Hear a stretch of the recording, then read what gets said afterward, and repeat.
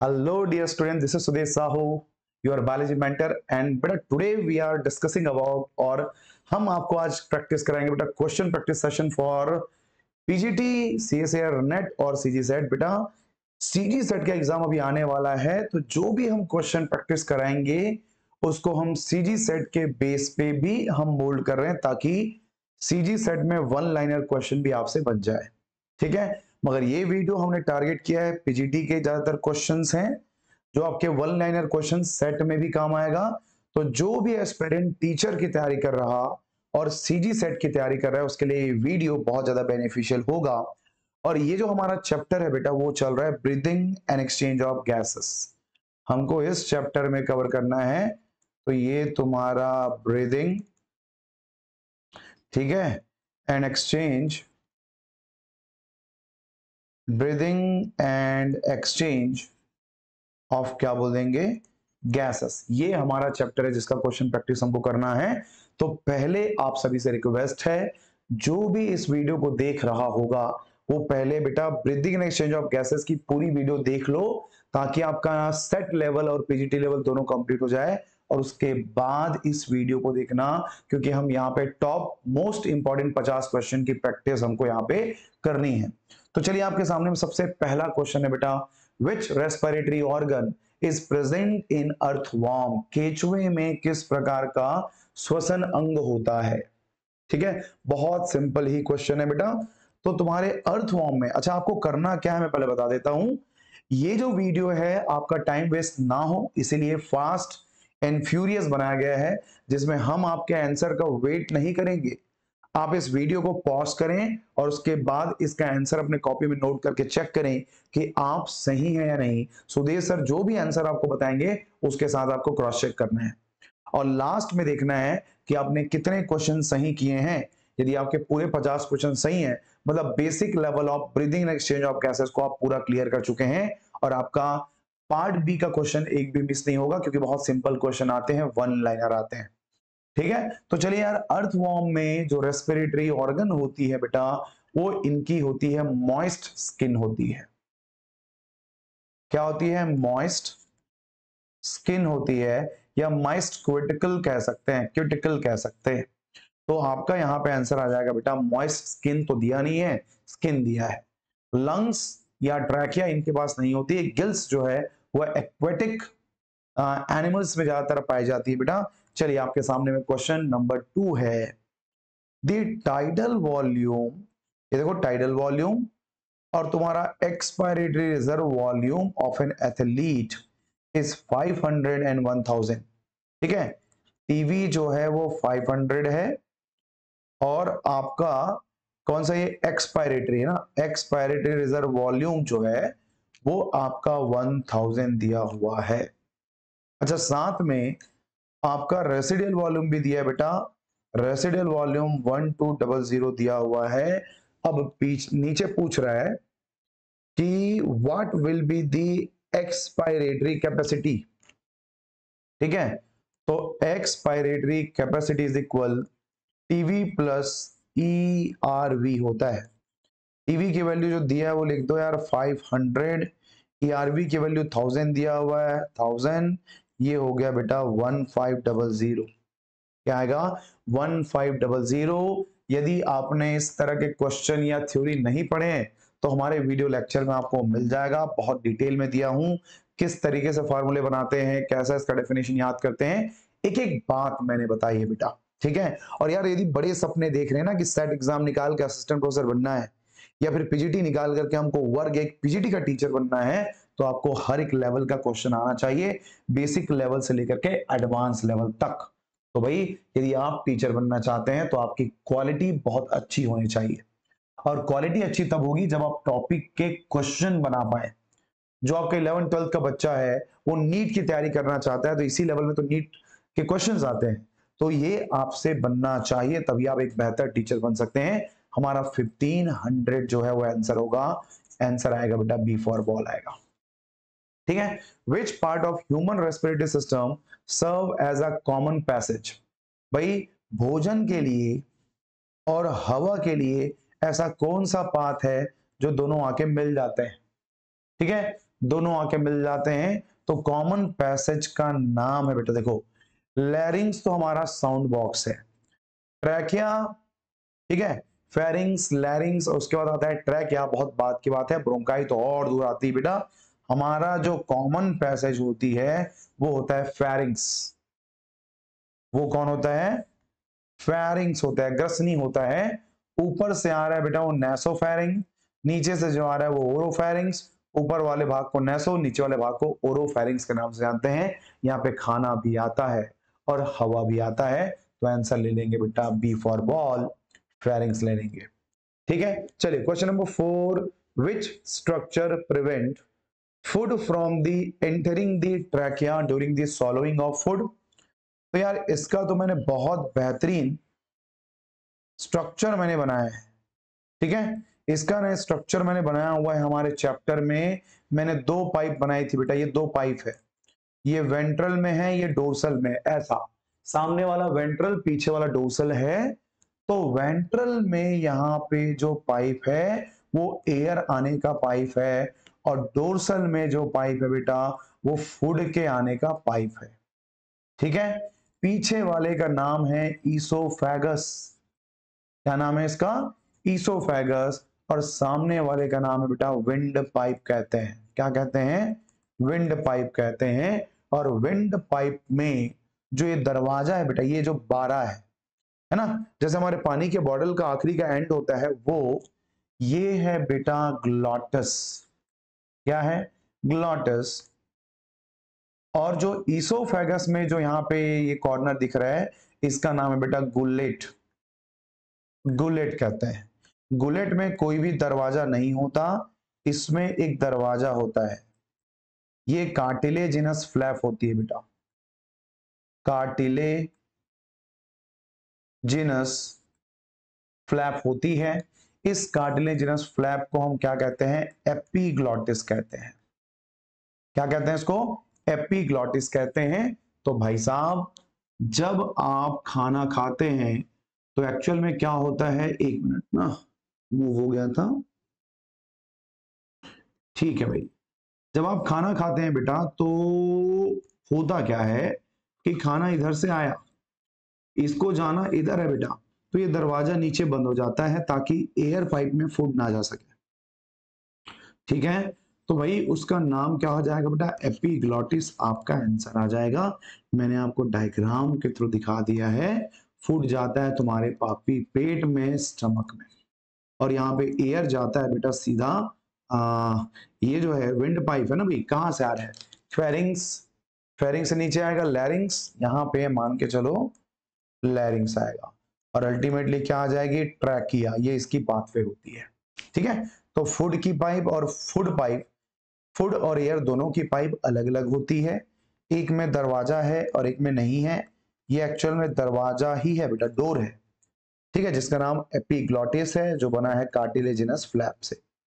ठीक, चलिए question number 5, where does the actual gas exchange, gas का एक्चुअल एक्सचेंज कहां होता है? तो हम सभी को पता है बेटा एल्वियोलाई के अंदर होता है। ये जो एल्वियोलाई दिख रही है आपको, या वायु कोश कह सकते हैं, तो बेटा वायु कोश के अंदर में तुम्हारे गैस का एक्सचेंज होता है, और किस माध्यम से होता है? तो बोलना सिंपल डिफ्यूजन के थ्रू होता है, सिंपल डिफ्यूजन, सरल विसरण के थ्रू होता है, ये याद रखेंगे। तुम्हारा क्वेश्चन नंबर 5 का आंसर सी आ जाएगा बेटा। चलिए question number 6, which muscles play a key role in the mechanism of breathing by contracting and flattening to increase the thoracic chamber. वही चैम्बर जो दिखने में डोम शेप होता है और बाद में जब कंट्रैक्शन होती है तो फ्लैट हो जाता है और वापस जाएगा फिर से डोम शेप हो जाती है बेटा, इसका नाम है डायफ्राम। क्या नाम है? डायफ्राम नाम है। तो याद रखना, आपके ब्रीदिंग प्रोसेस को रेगुलेट करने के लिए आपके पास जो प्रेजेंट होता है वो क्या होता है बेटा? डायफ्राम होती है। डायफ्राम के कंट्रैक्शन से इंस्पायरेशन होता है, अंतः श्वसन होती है, और डायफ्राम के रिलैक्सेशन से हमारा जो चैम्बर है उसका जो एरिया कम हो जाती है, प्रेशर बढ़ जाती है, एक्सपायरेशन या नी श्वसन का प्रोसेस होता है। तो इसको आपको याद रखना है। चलिए क्वेश्चन नंबर 7 है, which respiratory volume is defined as the amount of air inhaled or exhaled during the normal breathing। जब भी ना आपको बोल दे नॉर्मल ब्रीदिंग, ठीक है, नॉर्मल ब्रीदिंग में तुम्हारा इंस्पायरेशन भी आ सकता है, इंस्पायरेशन इंस्पिरेशन बोल सकते हो, और एक्सपायरेशन भी आ सकता है बेटा, दोनों आ सकती है। चाहे इंस्पायरेशन हो चाहे एक्सपायरेशन हो, दोनों की वैल्यू 500 ml होती है, और इसको हम बोलते हैं बेटा टाइडल वॉल्यूम कहते हैं। आंसर तुम्हारा आ जाएगा ज्वरी आयतन टाइडल वॉल्यूम। ठीक है, ये हो गया तुम्हारा 7 नंबर का आंसर। चलिए भाई, सेलेक्ट द करेक्ट स्टेटमेंट, क्या कहना चाहता है ये तुम्हारे स्टेटमेंट, उसको देख लो। Expiration occur due to the external intercostal muscles.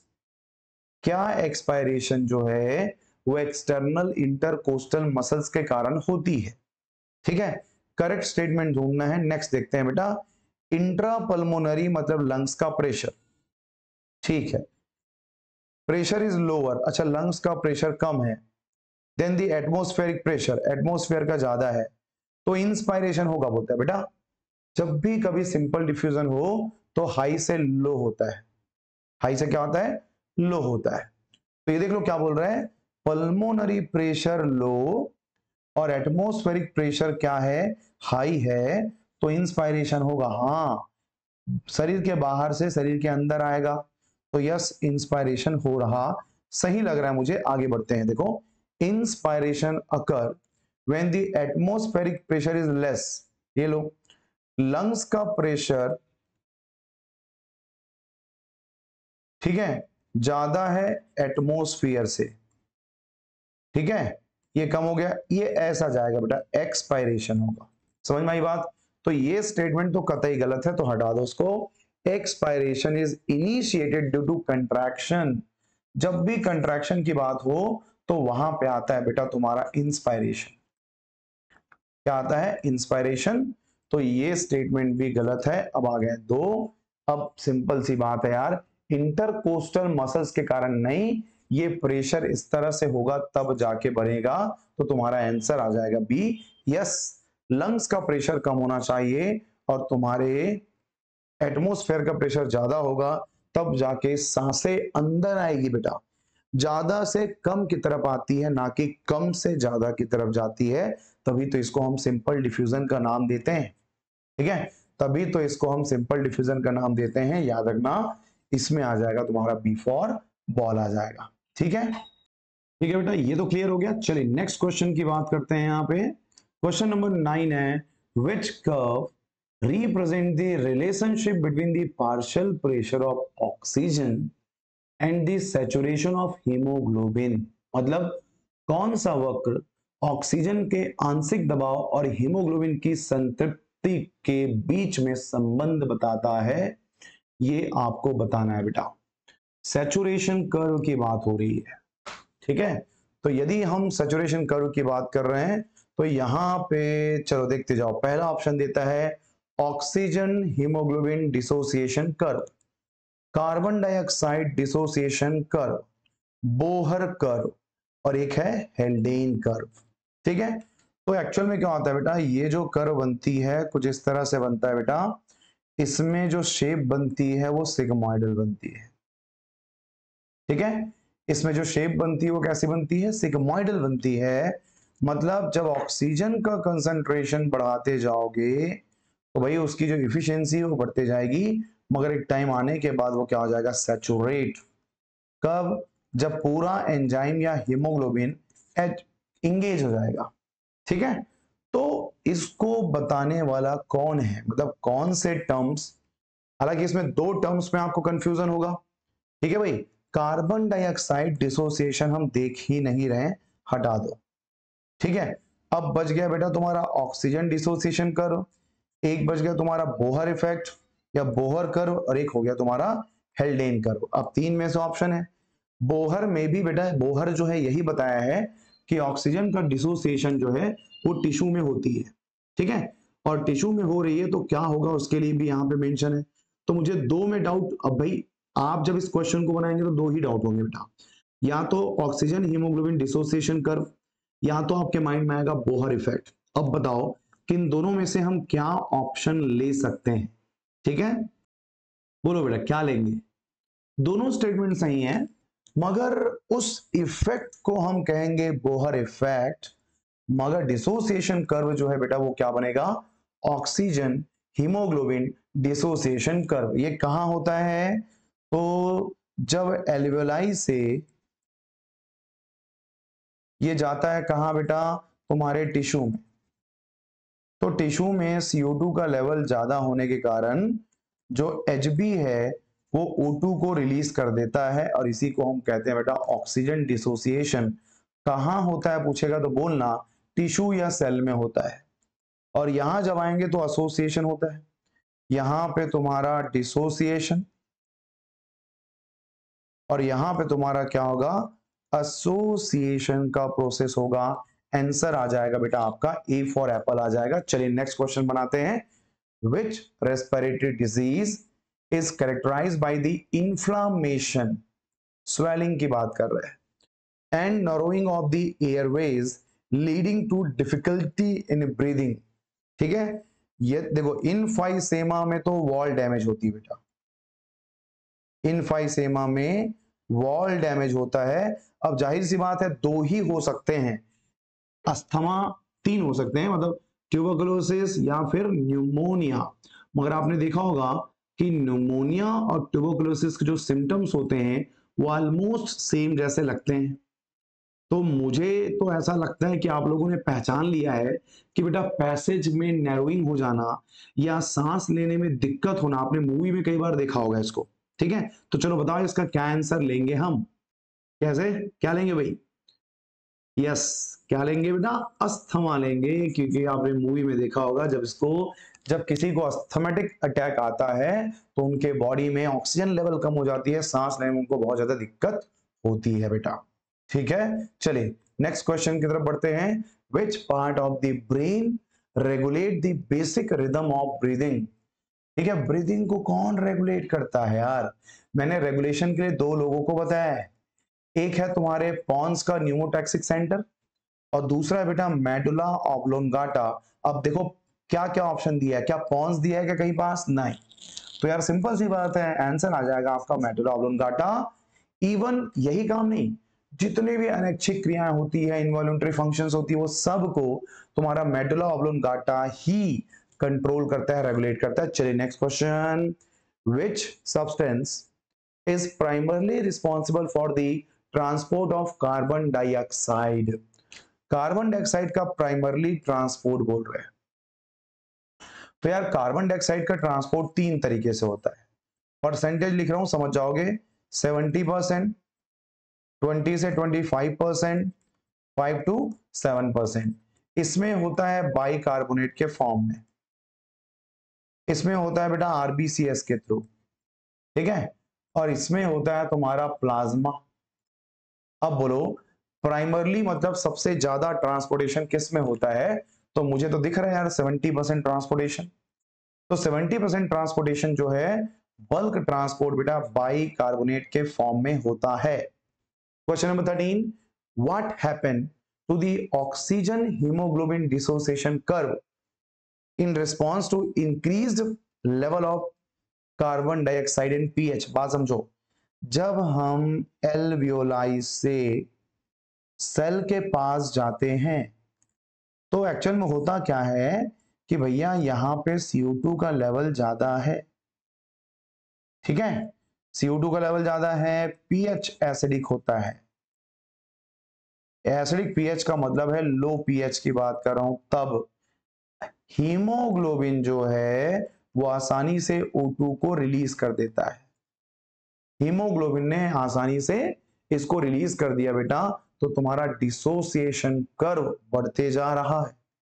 ठीक है, तो उस कंडीशन में किधर जाएगा ग्राफ? ये ग्राफ देखो, चलो एक जो पहला ग्राफ था वो ऐसा था। अब यार डिसोसिएशन का मतलब होता है और ज्यादा कम होना, ऐसे इधर मूव किया तो राइट हैंड साइड, और यदि और फास्ट हो जाता जैसे एल्वेलाई में होता है, ये देखो और पहले आ गया, देखो यहां से left hand side. Left hand side का मतलब ये फास्ट काम कर रहा है और इसका मतलब है कि स्लो काम कर रहा है। मतलब Hb यहाँ पे O2 के साथ नहीं CO2 के साथ बॉन्ड बना रहा है और यहाँ पे Hb O2 के साथ बॉन्ड बना रहा है। तो यार जब CO2 का लेवल बढ़ जाएगा तो ऑक्सीजन का डिसोसिएशन भी बढ़ जाता है। तो किधर मूव करेगा? इधर CO2 से बाइंड करने के लिए मूव करेगा और CO2 से बाइंड करने के लिए हम क्या बोलेंगे? Right hand side. Option A जाएगा बेटा, shift to the right hand side. और लेफ्ट में होता ना तो ऑक्सीजन के लेवल बढ़ने से लेफ्ट की तरफ मूव करते हैं, ऐसा आप बोल सकते हैं। ठीक है, चलिए नेक्स्ट क्वेश्चन बनाए भाई। चलो भाई नेक्स्ट क्वेश्चन देखो यहाँ पे क्या लिखा है, पढ़ो अच्छे से, लेवल बहुत तगड़ा है, बना के देखेंगे। ओके, इसमें आपको मैच करना है बेटा कि कौन सा वैल्यू सही है। ठीक है, टाइडल वॉल्यूम कितना होता है देखते जाओ। टाइडल वॉल्यूम होता है बेटा 500। इसका ट्रिक है तेरी, आगे गाली नहीं बकना, तेरी बस बोलना है।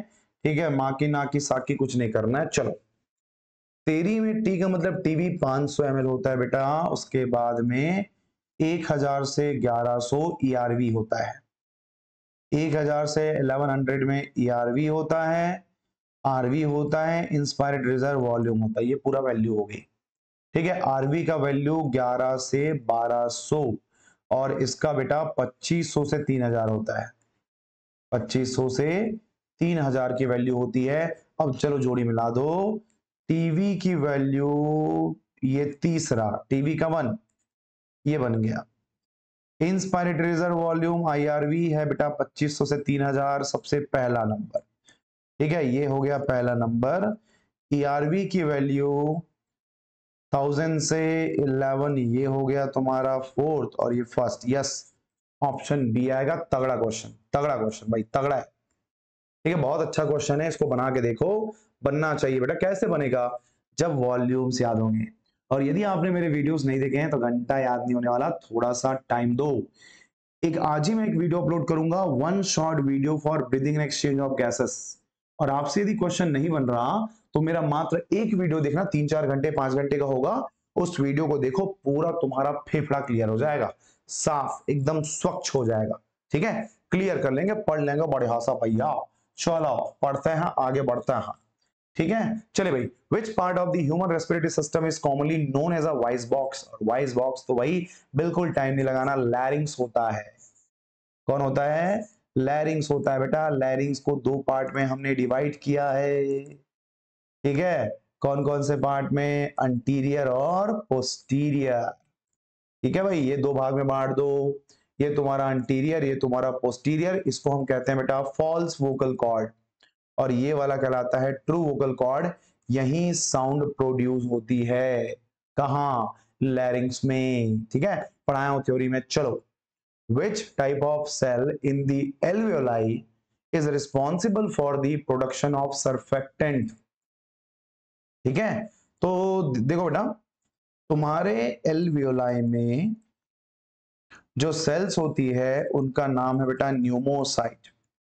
क्या नाम है? Pneumocyte type 1, pneumocyte type 2। ये डिफ्यूजन बाउंड्री बनाता है, मतलब यही एक्सचेंज करता है। ठीक है, बाउंड्रीज बनाता है। और जो न्यूमोसाइट 2 होता है बेटा, ये ना सर्फेक्टेंट रिलीज करता है, सर्फेक्टेंट, जिसका नाम है लेसिथिन। याद रखो, लेसिथिन। बेटा आपको याद है कि बचपन में जब हम बलून को मुंह से फुलाते थे तो यार बलून में ना पाउडर होती थी। वो पाउडर जो है ना वो बड़ा अजीब सा स्मेल आता था, मतलब कई बार ऐसा मुंह अजीब सा स्मेल करता था हमारा। ठीक है, तो क्यों डालते हैं वो पाउडर को? ताकि बलून जो है उसकी लेयर चिपक करके खराब ना हो जाए, इसलिए वहां पे एक सर्फेक्टेंट डालते हैं। वही काम यहाँ पे लेसिथिन करता है बेटा, सर्फेक्टेंट। और लेसिथिन कौन है पता है तुमको? फास्फोलिपिड है। यदि आपने मेरे बायोमोलिक्यूल का चैप्टर पढ़ा होगा तो आपको पता होगा कि बायोमोलिक्यूल में फास्फोलिपिड क्या होता है। लेसिथिन और सिफेलिन जो है फास्फोलिपिड के एग्जांपल्स होते हैं और इसको बनाने वाले न्यूमोसाइट होते हैं। ऑप्शन में कहीं पे न्यूमोसाइट लिखा है नहीं, तो सिंपल सा एल्वियोलर सेल लिखा होगा। ठीक है, और वो भी कौन सा? तो टाइप 2। मैक्रोफेज, एंडोथेलियम तो ब्लड वेसल्स का है, ये सब हटा दो। तो टाइप 1 का काम तो डिफ्यूजन बाउंड्री है बेटा, सरफेक्टेंट का काम तुम्हारा टाइप 2 करेगा, ये भी हमारे थ्योरी से बनेगा। चलो, which what is the name of cartilage that cover the larynx during swallowing the prevent food? यार कार्टिलेज को कवर करने वाला जो तुम्हारा चीजें हैं वो कौन है, तुम्हारा एपिग्लॉटिस है। बना चुके हैं इस क्वेश्चन को, बस तरीका अलग है। ठीक है भाई, स्वर यंत्र को निगलने के दौरान, मतलब स्वर यंत्र को निगलने के दौरान ढकने वाले उपास्थि का नाम क्या है, याद रखना, एपिग्लॉटिस कार्टिलेजिनस फ्लैप होती है। Which phase of the respiratory cycle involves in the relaxation of diaphragm and intercostal muscles. तो जब भी कभी बोले कंट्रैक्शन, संकुचित हो रहा है, तो बोलना सांस अंदर जा रही है, इंस्पायरेशन हो रहा है। और जब भी बात करें रिलैक्सेशन का, तो रिलैक्सेशन का मतलब है बेटा ये सांस बाहर निकाल रहा है, एक्सपायरेशन हो रहा है, निश्वसन हो रहा है। तो आंसर आ जाएगा आपका बी फॉर बॉल, एक्सपायरेशन। चलिए question number 19, larynx are made up of air, sorry larynx बोलता हूं, lungs are made up of air filled sac जिसका नाम है alveoli. Okay, they do not collapse, ये कभी भी कोलैप्स नहीं होता, क्यों, वो मैं बताता हूं। बलून में तुमने डाल के रखा है हवा, ठीक है, हवा हवा ए हवा, क्या बात है। तो बेटा एयर जब तक भरा हुआ है, अच्छा पूरे एयर को ऐसा प्रेस करके निकाल दोगे तो दो सरफेस एक दूसरे से चिपक सकते हैं यार, मगर बचा हुआ एयर इसको बचाता है चिपकने से।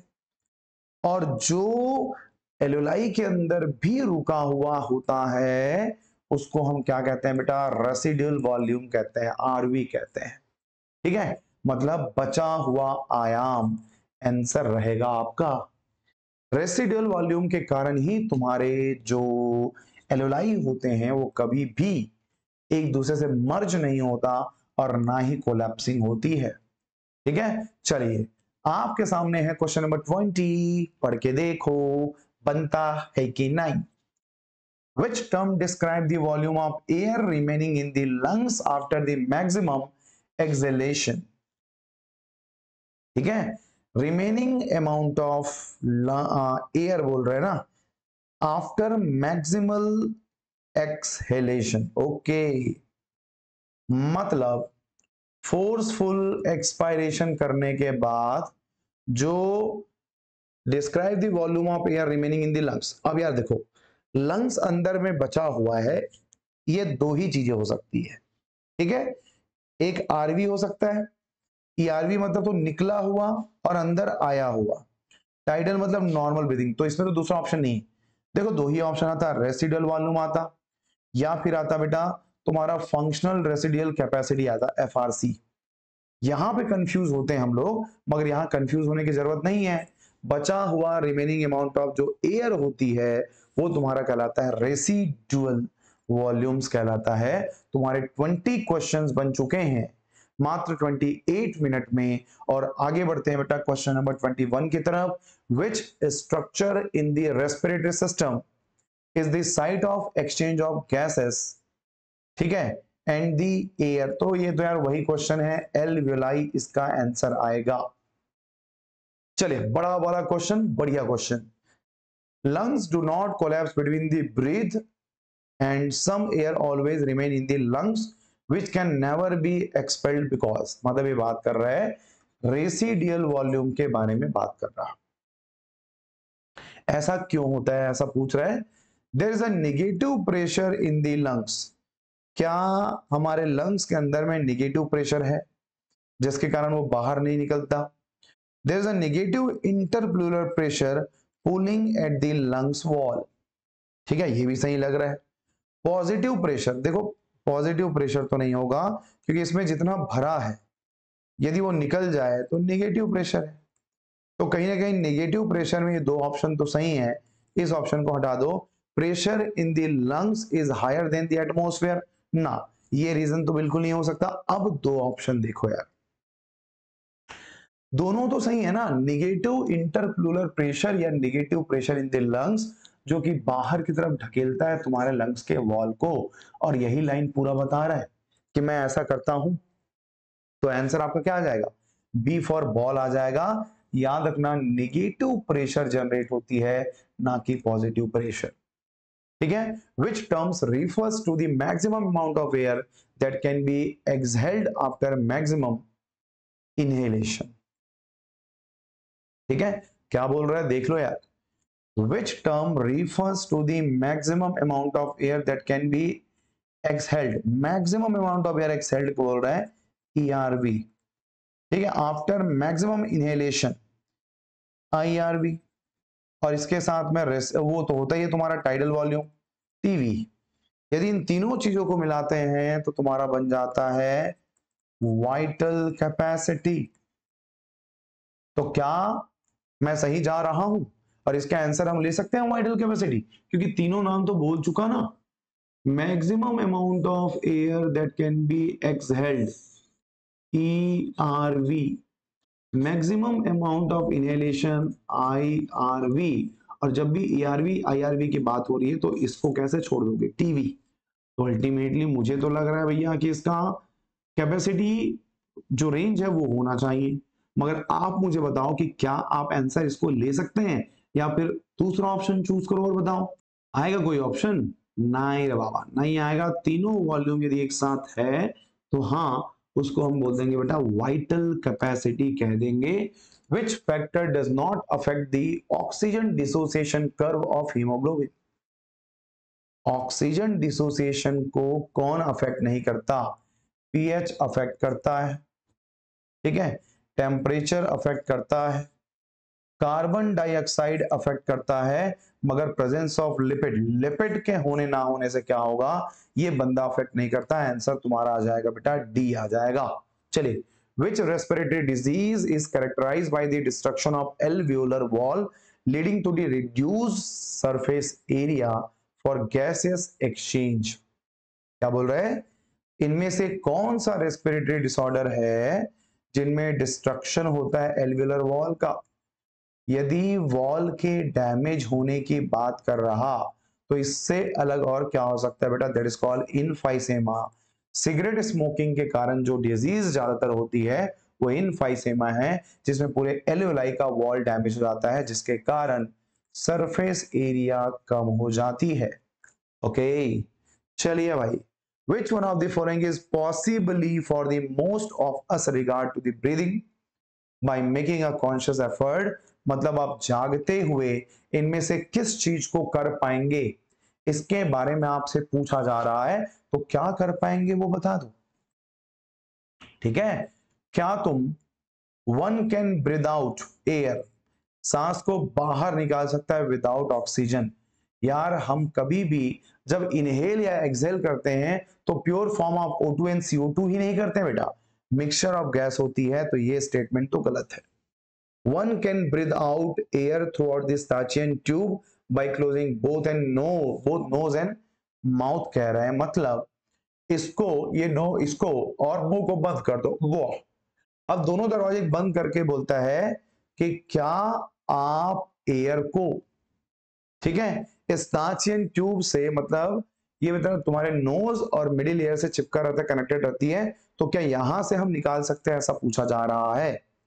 ठीक है, पॉसिबल है, मगर ये आंसर नहीं लिया है। One can consciously breathe in and breathe out by moving the diaphragm alone. सिर्फ डायफ्राम को मूव करके किया जा सकता है क्या? यदि आप अपने सीने में पत्थर रख दो बहुत हैवी वाला और इसको मूव ना कराओ तो डायफ्राम हल्का हल्का मूव करके ब्रीदिंग कर सकता है। ये भी स्टेटमेंट मुझे सही लग रहा है। The lungs can be made up of fully empty बोलता है, ऐसा तो होता नहीं क्योंकि रेसिडुअल वॉल्यूम हमेशा रहती है। तो दो ऑप्शन हट गए बेटा। अब चलो बताओ क्या लेंगे। तो पॉसिबली फीएबल जो है वो कौन है? सी है। आंसर आपका सी आ जाएगा। ठीक है, which mechanism helps in the regulation of breathing by detecting the changes in the blood pH level? ठीक है, ब्लड पीएच लेवल को सेंस करने का जो काम होता है वो कौन करता है? ये आपसे पूछा जा रहा है बेटा, एक लाइन में आंसर है सीधा फिर, ठीक है। कीमो रिसेप्टर है, बैरो रिसेप्टर है, थर्मो रिसेप्टर है और फोटो रिसेप्टर भी है आपके पास। चूज करो जल्दी से, आंसर क्या होगा। आया आंसर भाई? यस, क्या आएगा बेटा? कीमो रिसेप्टर, ये आंसर होगा आपका, ठीक है। कीमो रिसेप्टर जो है बेटा प्रेशर को चेक करता है, उसके बाद सिग्नल देता है कि भैया पहचान लो हमारा बॉडी गड़बड़ चल रहा है। चलिए, what is the vital capacity? तो बेटा vital capacity is equal TV plus ERV plus IRV, और total lungs capacity is equal TV plus ERV plus IRV plus यहां पे आ जाएगा बेटा तुम्हारा रेसिडियल वॉल्यूम। सिर्फ एक चीज है जो ऊपर नहीं है, एक चीज है। अच्छा, इतने को क्यों ना मैं वीसी कह दूं, और यदि मैं ऐसा निकाल दूं बेटा वीसी, ठीक है, वाइटल कैपेसिटी में रेसिडियल वॉल्यूम को जोड़ दूं तो आ जाएगा टीएलसी, या फिर टोटल लंग कैपेसिटी में आरवी को लेस कर दो तो आ जाएगा बेटा वाइटल कैपेसिटी, ऐसा भी बोल सकते हैं आप, ठीक है। तो अल्टीमेटली ये देख लो, total lung capacity minus TLC minus residual volume, सही बोल रहा है। इंस्पायरेटरी रिजर्व वॉल्यूम प्लस, तो ये तो गलत है। Total lung capacity minus expiratory, ये भी गलत है बेटा। स्टेटमेंट आपका आ जाएगा बी फॉर बॉल, जो कि एकदम ज्यादा करेक्ट आंसर है। Which part of brain play a crucial role in the controlling the rate of depth of breathing? यहां भी वही आंसर आएगा। दोनों जब तक नहीं है तब तक कोई दिक्कत नहीं, आंख बंद करके जो दिया है ऑप्शन में वो मारो। मेडुला ऑब्लोंगाटा और एक है जिसका नाम क्या है बताएगा बेटा, पॉन्स। पॉन्स के पास क्या है, न्यूमोटैक्सिक सेंटर है, और ये क्या करता है, रेट ऑफ ब्रीदिंग को कंट्रोल करता है, ठीक है। तो यहां पे तुम्हारा आंसर आ जाएगा मेडुला ऑब्लोंगाटा। इसमें तेरा घाटा मेरा कुछ नहीं जाता, ढंग से पढ़ ले बेटा, नहीं तो तुम्हारा दुनिया जाता, ठीक है। चलिए पढ़ता है। Which respiratory volume is the maximum amount of air that can be inhaled after the normal tidal volume? ठीक है, ये देखो, maximum amount of air that can be inhaled, maximum amount of air inhale करना है मतलब IC हो जाएगा बेटा टीवी प्लस आईआरवी, ये इसका वो है, ठीक है। तो tidal volume, inspiratory reserve volume, expiratory reserve volume और रेसिडुअल वॉल्यूम, ठीक है। तो which respiratory volume in the maximum amount of air that can be inhaled after the normal tidal volume inhalation, कौन सी श्वसन मात्रा सामान्य जोरी आयतन प्रेरणा के बाद अधिकतम मात्रा में अंदर ली गई हवा है? तो अंदर ली गई हवा है मतलब बेटा आईसी है, क्या है, आईसी है। और आईसी के लिए टीवी बोलेंगे, आईआरवी बोलेंगे, ईआरवी बोलेंगे, रेसिडुअल वॉल्यूम बोलेंगे, ये तो गड़बड़ है, ठीक है। क्या बोलेंगे भाई वो आप बताओ। सिंपल है ना भाई, टफ तो नहीं पूछ लिया, बहुत सिंपल है भाई। यदि तुमको यहाँ पे आईआरवी लिखा है ना, आईआरवी इंस्पायरेटरी रिजर्व वॉल्यूम, ठीक है, मैक्सिमम अमाउंट ऑफ एयर जिसको इनहेल किया जा सके वो आईआरवी है। आंसर आ जाएगा बेटा आईआरवी, बहुत ही सिंपल, ठीक है, बहुत ही सिंपल है ये। चलिए बेटा, तो नेक्स्ट क्वेश्चन देख लेते हैं आपके सामने, ये हो गया बेटा 31 नंबर पे। देखिए भाई क्या बोला, in man and mammals air passes from the outside into the lungs through, ठीक है। तो हमको क्या करना है, सीक्वेंस पता करना है, बाहर से जब अंदर जाता है तो किसके थ्रू जाता है बेटा, ठीक।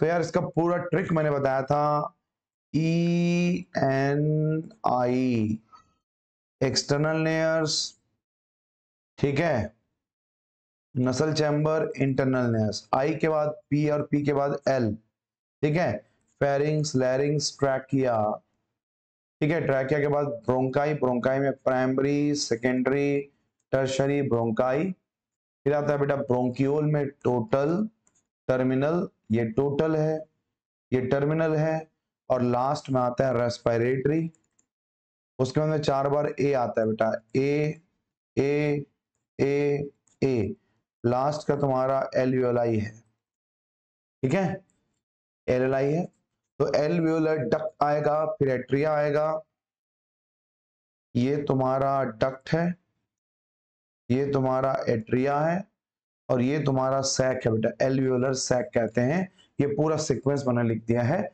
चलो अब एक एक करके देखते हैं। नसल कैविटी सब में दिया है, कॉमन है, ठीक है, नसल कैविटी सब में कॉमन है बेटा। अब उसके बाद में देख लो, फेरिंग्स, लैरिंग्स, ट्रैकिया, ठीक है, फेरिंग्स, लैरिंग्स, ट्रैकिया, लैरिंग्स फेरिंग्स बोल रहा है, लैरिंग्स फेरिंग्स बोल रहा है, कट, फेरिंग्स, लैरिंग्स, ट्रैकिया, ये ठीक है। उसके बाद में ब्रोंकियोल पहले है, ब्रोंकाई बाद में, ये गलत हो गया, ब्रोंकाई पहले फिर ब्रोंकियोल फिर एल्वेलाई, ये तुम्हारा आगे बेटा आंसर पहला जो फोर्थ ऑप्शन होगा वो आपका आंसर होगा। देख लो एक बार, चेक कर लो, कुछ गलती होगी तो बता दो, ठीक है। चलिए भाई जस्टिफाई करते हैं नेक्स्ट क्वेश्चन को। What effect does an increase in the carbon dioxide concentration have on the oxygen dissociation curve of haemoglobin, ठीक है। व्हाट इफेक्ट डज इंक्रीज, क्या है जो इंक्रीज करता है कार्बन डाइऑक्साइड कंसंट्रेशन, ठीक है, एक minute, what does an increase in the carbon dioxide concentration have on the oxygen dissociation curve of haemoglobin. Okay, यदि कार्बन डाइऑक्साइड लेवल को बढ़ाओगे तो जो डिसोसिएशन कर्व है बेटा, ठीक है, आपका जो डिसोसिएशन कर्व होता है जहां भी रहा होगा वो राइट हैंड साइड खिसक जाएगा और लो एफिनिटी हो जाएगी, तो shifted to the right hand side answer आ जाएगा, जिसको हम क्या कहते हैं, बोहर इफेक्ट कहते हैं। ये भी आप वहां पे वैल्यू रख सकते हो। चलिए, which respiratory disease is characterized by a chronic bronchial inflammation leading to the excessive mucus production and coughing, किस कंडीशन में स्वेलिंग हो जाएगी? तो यार एक ऑप्शन अस्थमा है, एक इन्फाइसेमा में तो डैमेज होता है, ठीक है, तो कौन सा केस है जिसमें ऐसा होगा, क्रोनिक ब्रोंकाइटिस या फिर क्या, ठीक है, तो किसके सिम्टम के साथ में ये मैच करे उसको आपको देखना है। तो चलिए बताइए जल्दी से कि क्या आंसर होगा। ठीक है बेटा, अस्थमा में हम कहते हैं यहाँ पे डिफिकल्टी इन ब्रीदिंग वाली बात होती, inflammation in bronchi and bronchiole, that is the type of क्या, ब्रोंकाइटिस है ऑप्शन में, यस, ये देख लो क्रोनिक ब्रोंकाइटिस है तुम्हारा, इन्फाइसेमा में तो डैमेज होता, ठीक। चलिए, what is the primary factor that stimulates the respiratory center in the brain to increase the rate of breathing, rate of breathing को बढ़ाना है, ठीक है, तो यार रेट ऑफ ब्रीदिंग को बढ़ाने का मतलब यह है कि तुम्हारे बॉडी में कहीं ना कहीं CO2 का लेवल बढ़ गया है और ऑक्सीजन लेवल जो है वो कम हो गया है, ठीक है, low oxygen level, high carbon dioxide level, low pH, ठीक है, लो एसिडिक पीएच की बात कर रहे हैं, ऐसे एक्सट्रीम पीएच की बात कर रहे हैं, तो आपको पता है कि जब कभी भी आपके बॉडी में, ठीक है, CO2 का लेवल बढ़ना, कार्बन मोनोऑक्साइड का लेवल बढ़ना, BPG का लेवल बढ़ना या H+ कंसंट्रेशन का लेवल बढ़ना, इन सब के कारण जो है कहीं ना कहीं ब्रीदिंग की रेट जो है वो बढ़ती है। इसमें से अब मेन इशू क्या है वो आपको देखना है, नाइट्रोजन को हटा दो बेटा, इसका कोई चेंजेस नहीं है, ठीक है, नाइट्रोजन को यहां से हटा दो। अब बताओ कि तीन ऑप्शन में आपको क्या लगता है कि कौन सा आंसर सही होगा, ठीक है, बताओ भाई, बताएंगे जल्दी। जब भी कभी ऐसा होता है बेटा कि हमारी बॉडी में जब CO2 का लेवल बढ़ जाता है, तो CO2 के लेवल बढ़ने से हमारा जो ब्रीदिंग रेट होती है ना, क्योंकि भाई सिंपल सी बात है, हमारे बॉडी के अंदर में ऑक्सीजन कम हो चुका है तो ब्रीदिंग रेट बढ़ जाती है, डीप एंड फास्ट हो जाता है, डीप एंड फास्ट हो जाता है। तो यस, हाई कंसंट्रेशन ऑफ क्या बोल देंगे, कार्बन डाइऑक्साइड लेवल के कारण ये बढ़ती है। Which respiratory volume is the amount of air that can be forceful exhaled after a normal tidal expiration. Okay, the amount of air that can forcefully exhaled बोल रहा है, forcefully exhaled ERV, ठीक है, forcefully exhaled क्या बोलेंगे, ERV कहेंगे, after a normal tidal volume. तो normal सांस लेने के बाद, तो भैया ERV हो गया, सिंपल सा डेफिनेशन है, एक्सपायरेटरी रिजर्व वॉल्यूम आ जाएगा। कौन सी श्वसन की मात्रा सामान्य ज्वरीय श्वसन के बाद जबरदस्ती निकाली गई, मतलब फोर्सिबल रूप से निकाली जाती है, तो ERV आएगा। सर बेटा कोई दिक्कत नहीं है इसमें, ERV आएगा। चलिए next question, the partial pressure of oxygen in the alveoli of the lungs is, ठीक है, partial pressure of oxygen in the alveoli, ये लो, यहां पे O2 का जो पार्शियल प्रेशर है वो ज्यादा होना चाहिए, तो equal to the blood, equal to that in the blood, more than that of in the blood, less than or less than that of the carbon dioxide. तो याद रखना बेटा, यहां इसको ब्लड में जाना है, तो यहां से यहां जा रहा है, मतलब इसमें कम होना चाहिए ना, तो मोर than that in the blood होना चाहिए आपका answer.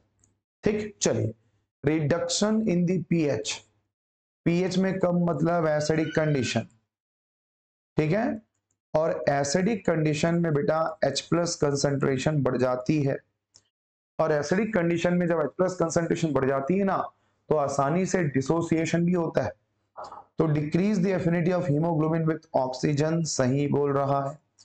Release bicarbonate ion by liver, ना। Reduce the rate of heart beat and reduce the blood supply to the brain. तो भाई पीएच के कम होने से, ठीक है, reduction in pH of the blood, dissociation बढ़ जाती है, पहला ऑप्शन ही सही होगा, ठीक है, डिसोसिएशन बढ़ जाता है बेटा। चलिए, अप्रोक्सीमेटली 70% ऑफ कार्बन डाइऑक्साइड किस जरिए ट्रांसपोर्ट होती है, बाइकार्बोनेट के फॉर्म में होती है, तो कहां है ऑप्शन, ये देखो, एज अ बाइकार्बोनेट आयन, यही तुम्हारा पहला आंसर ही सही होगा। चलिए भाई, a large proportion of oxygen remain unused in the human blood even after its uptake by the body tissue।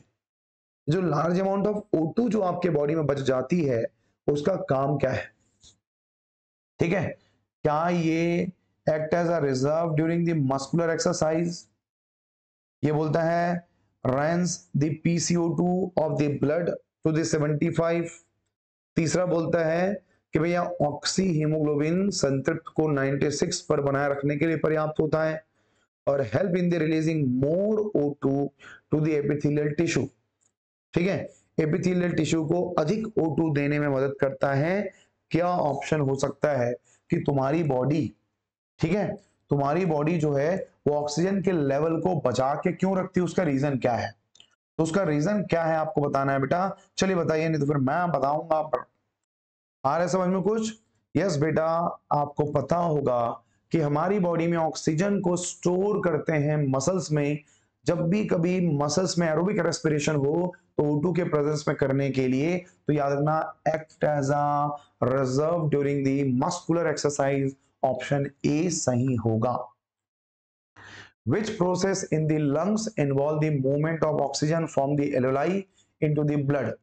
किस प्रोसेस के थ्रू एक जगह से दूसरी जगह जाता है, हाई से लो प्रेशर में जाता है बेटा, और इस प्रोसेस को हम क्या बोलेंगे, सिंपल डिफ्यूजन कहेंगे। क्या कहेंगे, सिंपल डिफ्यूजन कहेंगे। यदि ऑप्शन में सिंपल नहीं लिखा है तो डिफ्यूजन लेके चलेंगे, एक्टिव ट्रांसपोर्ट नहीं होता है। Which type of muscles is responsible for the contraction and relaxation during the process of breathing? ठीक है, कौन सा मसल्स है जो तुम्हारा ये काम करता है, स्केलेटल, स्मूथ, कार्डियक या स्ट्रिएटेड, या फिर एस्ट्रिएटेड। अब देखो यार, कार्डियक मसल्स को हटा दो क्योंकि ये तो हार्ट में प्रेजेंट होगा। अब स्केलेटल मसल्स और एस्ट्रिएटेड मसल दोनों एक ही है भाई, जिनमें light and dark band present होती है उसको एस्ट्रिएटेड कहते हैं, और वही तो स्केलेटल मसल्स है।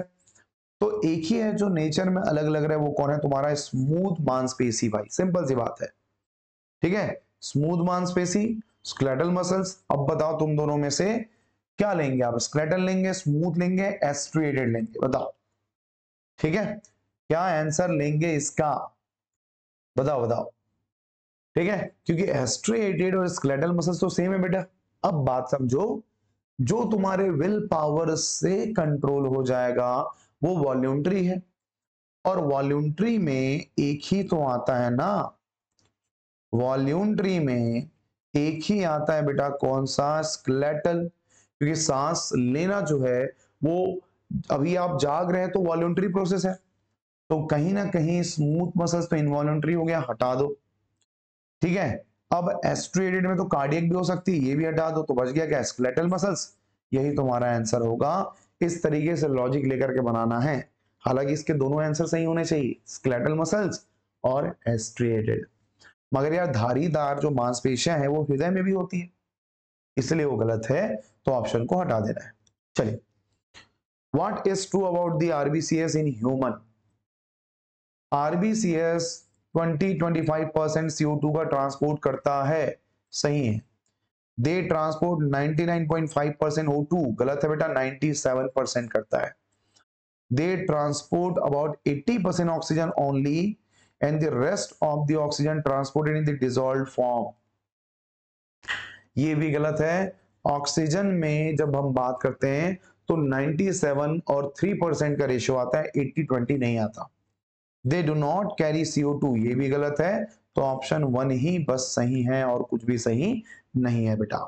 विच condition is characterised by the collapse of part or all of the lungs often due to the blockage of the Airways?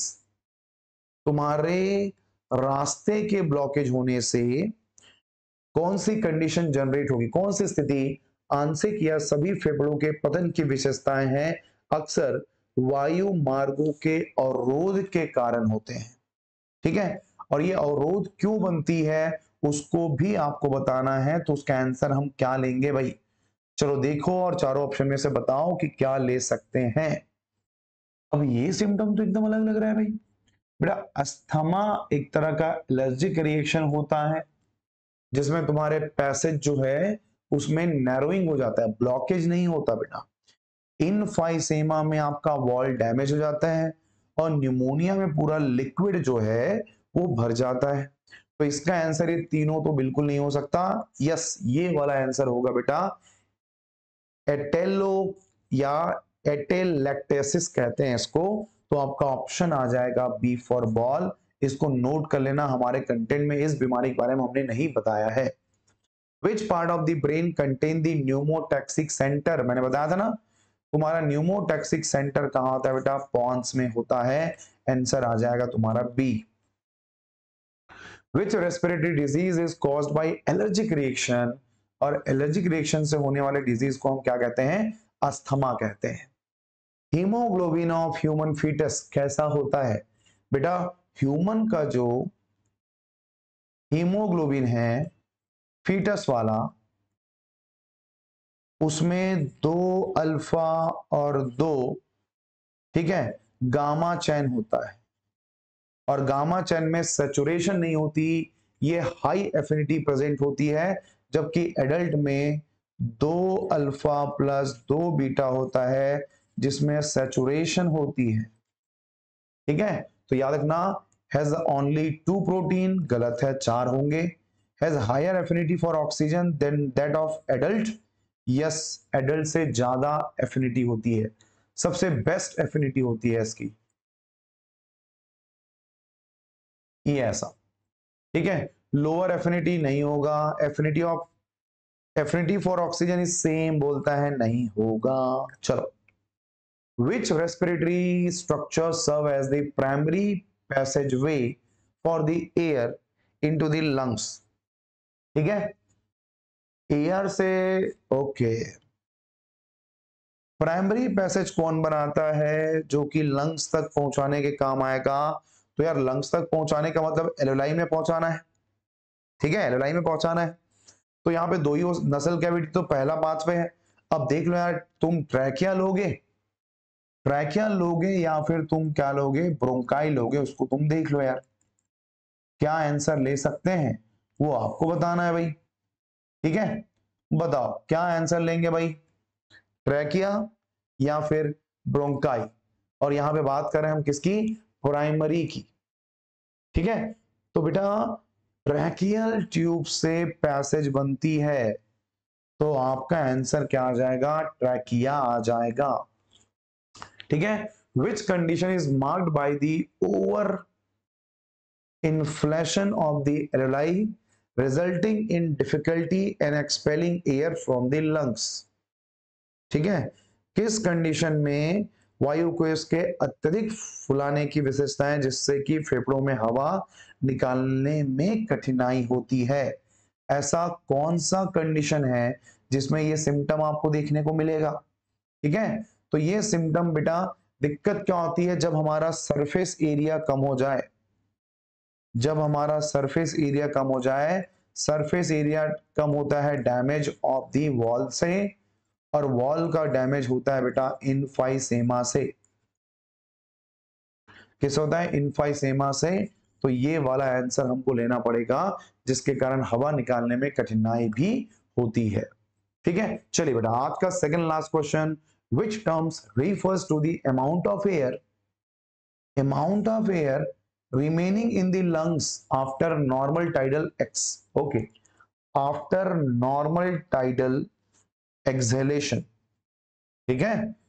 तो यार अमाउंट ऑफ एयर रिमेन बोल रहा है तो आरवी तो आएगा ही। ठीक है। After a normal tidal exhalation बोल रहे हैं, मतलब तुम्हारा ईआरवी तो बाहर है। ठीक है। ईआरवी में सिंपली यदि टाइडल वॉल्यूम बोलूं वो बाहर है, तो हम क्या आंसर लेंगे? इसमें दो ऑप्शन आएगा, या तो फंक्शनल रेसिडियल वॉल्यूम आएगा या तो रेसिडियल वॉल्यूम आता। ठीक है। रिमेन इन द लंग्स बोल रहे हैं बेटा। अब यार ये अमाउंट तो लंग्स के अंदर तो नहीं रहता है, तो इसका आंसर आ जाएगा फंक्शनल रेसिडियल कैपेसिटी आएगा। क्या आएगा? Functional residual capacity is equal RV plus. ठीक है। आरवी कितना होता है बेटा? 1200 होता है। ठीक है। 1200 होता है। और आपका जो ईआरवी होता है, ठीक है भाई, ये हो गया 1200। ओके। अब उसके बाद में यहां जो वॉल्यूम्स आती है किसके साथ में? एक वॉल्यूम और हमको डालना है। टीवी तो निकल चुका है, ये देखो आफ्टर नॉर्मल टाइडल बोल रहा है, तो टीवी को हटा दो यार।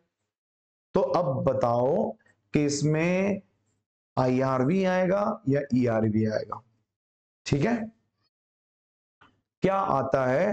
तो तुम्हारे बॉडी के अंदर बचा हुआ गैस की हम बात कर रहे हैं। ठीक है। बॉडी के अंदर बचा हुआ गैस की बात कर रहे हैं, तो वो अमाउंट किससे आता है बेटा? ईआरवी से आता है। 1100 वॉल्यूम लेते हैं, इसका रेंज 2300 आता है। ठीक है। तो आंसर आ जाएगा आपका FRC। चलिए बेटा आज का लास्ट क्वेश्चन बनाते हैं। बहुत ही तगड़े क्वेश्चन देखने को मिल रहे हैं। The majority of carbon dioxide produce by our body cell is transported to the lungs as, मतलब मेजर फॉर्म में कार्बन डाइऑक्साइड किस फॉर्म में ट्रांसपोर्ट होता है हमको पता है? Bicarbonate form. और उसमें भी कौन सा? Sodium bicarbonate. कितना? 70% ट्रांसपोर्ट इसी के थ्रू होता है। Carbamino HB, carbamino HB के फॉर्म में होता है बेटा 20 से 25, और प्लाज्मा में डिसॉल्व फॉर्म जो है वो 5 से 7% होती है। तो याद रखना सोडियम बाइकार्बोनेट या बाइकार्बोनेट फॉर्म में मेजर ट्रांसपोर्टेशन होता है। और ये रहा बेटा आपका जो क्वेश्चन प्रैक्टिस था वो कंप्लीट हो गया है। आपके सामने में कुछ दिख रहा होगा बेटा, मैं बता दूं आपको, हमारे दो यूट्यूब चैनल है, एक लाइफ साइंस ट्यूटोरियल के नाम से और एक सुदेश सर बायोलॉजी। तो जिस वीडियो को भी आप देख रहे हैं उसमें आप दोनों चैनल को सब्सक्राइब कीजिए। यदि आप एग्जाम की तैयारी कर रहे हैं अबाउट दी नीट एग्जाम, या फिर आप पीजीटी की तैयारी कर रहे हैं, या फिर सेट एग्जाम की तैयारी कर रहे हैं, या फिर CSIR नेट की तैयारी कर रहे हैं, इन पूरे टॉपिक्स में हम वीडियो बनाते हैं। तो आपको ये कंटेंट हमारे YouTube चैनल में मिल जाएगा। तो दोनों चैनल को आप सब्सक्राइब करेंगे बेटा, इसके लिए आपका बहुत बहुत धन्यवाद। Thank you very much. चलिए तो नेक्स्ट वीडियो कंटेंट में हम आपके साथ मिलते हैं, ऐसे ही क्वेश्चन प्रैक्टिस के साथ मिलेंगे और तैयारी करेंगे बेटा अदर टॉपिक्स की जो आपके बायोलॉजी में सबसे ज्यादा वेटेज रखता है और एग्जाम में आता हो। ठीक है। चलिए टेक केयर।